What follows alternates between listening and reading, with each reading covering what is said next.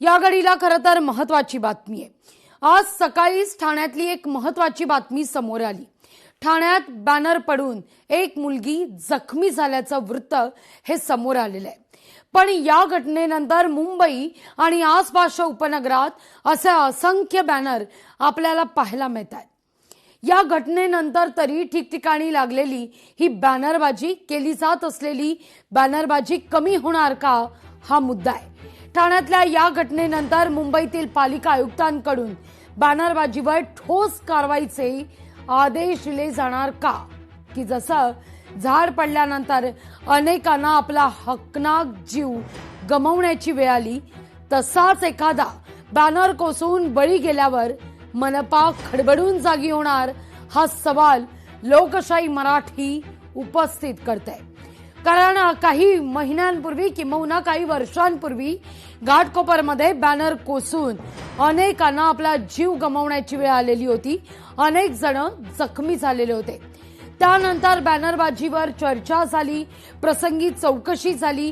ठिकठिकाणी असे जर बॅनर लावले गेले तर ते काढले जातील, अशा या सगळ्या घोषणा या करण्यात आल्या। पण कालांतरानं मात्र दिवस लोटले आणि ही चर्चा सुद्धा लोप पावली। आता मात्र ठाण्यातल्या या सगळ्या घटनेनंतर मनपा आयुक्त या बॅनरबाजीला चाप लावणार का, की एखादा बॅनर कोसळून बळी जाण्याची वाट पाहणार, हा मुद्दा आता उपस्थित होतोय।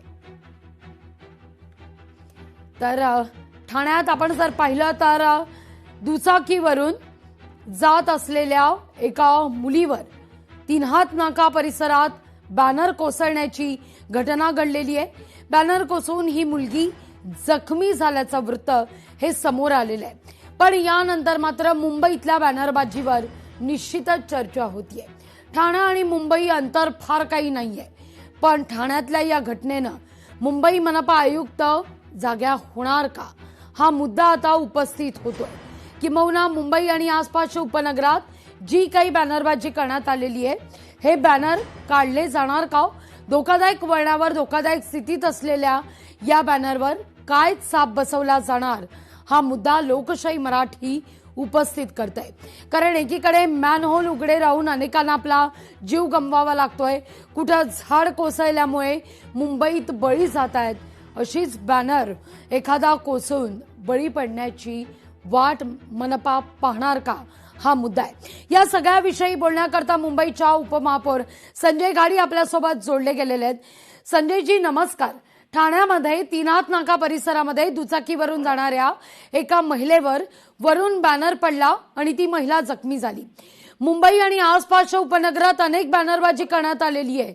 आता आपण झाड कोसळून अनेक मुंबईकरांचा जीव गेला, मॅनहोलमध्ये पडून मुंबईकरांना जीव गमावला, तसा एखादा बॅनर कोसळून एखाद्या मुंबईकराचा बळी जायची वाट पाहतोय का, की या बॅनरबाजीवर ठोस कारवाई केली जाणार, मनपा आयुक्त काही आदेश देणार?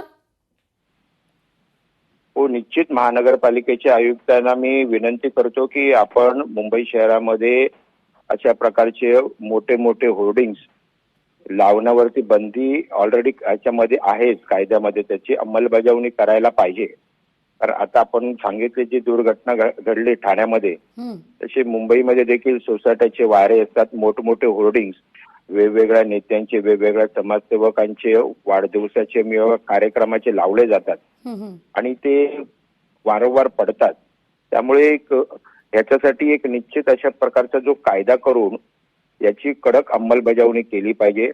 माझी राजकीय पक्षाच्या नेत्यांनाही विनंती आहे आणि सामाजिक नेत्यांनाही विनंती आहे की आपणही या होर्डिंगच्या आकारावरती आपण निर्बंध घालावेत आणि होर्डिंगपेक्षा आपल्याला आता सोशल मीडियाच्या माध्यमातून आपण आपल्या कार्याची, आपल्या सर्व गोष्टींची प्रसिद्धी आपण करू शकतो। त्यामुळे आपल्या होर्डिंगमुळे एखाद्याचा मृत्यू होईल किंवा इजा होईल, याची आपण सर्वांनी काळजी घ्यावी अशी नम्र विनंती मी करतो। अगदी संजयजी, पण मुळात तुम्ही म्हणताय की या सगळ्या मुद्द्यावर जे न्यायालयीन आदेश आहेत ते पाळावेत आणि त्यानुसार ठोस कारवाई ही केली जावी। पण ती कारवाई मुंबई आसपासच्या उपनगरात होताना दिसत नाहीयेत. अनेक मुंबईत अशी वण आहेत की त्या ठिकाणी अगदी अहमहमिकेची लढाई पाहायला मिळतेय. तुझा बॅनर मोठा की माझा बॅनर मोठा असं म्हणत मोठे बॅनर झळकताना या ठिकाणी दिसत आहेत. पण इथं मुंबईकरांचा जीव वेठीस धरला जातोय. किती दिवसात किती तासात या सगळ्या बद्दल कारवाई संदर्भात आदेश दिले जातील आणि हे बॅनर काढले जातील. मी आजच आता मुख्य कार्यालयामध्ये जाऊन आयुक्त भिडे मॅडमशी भेटणार आहे. त्यांना या संदर्भातलं पत्रही देतो आणि त्यांना याबाबत एक धोरण जे आहे, जो कायदा आहे त्याची अंमलबजावणी करण्यासाठी विनंती करतो.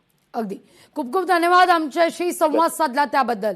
आजच या सगळ्या संदर्भात मनपा आयुक्तांना आपण पत्र लिहू आणि ही बॅनरबाजी काढून टाकण्याच्या दृष्टीनं या पत्राद्वारे विनंती केली जाईल अशी माहिती मुंबईच्या उपमहापौर संजय गाडी यांनी लोकशाही मराठीशी बोलताना दिलेली आहे.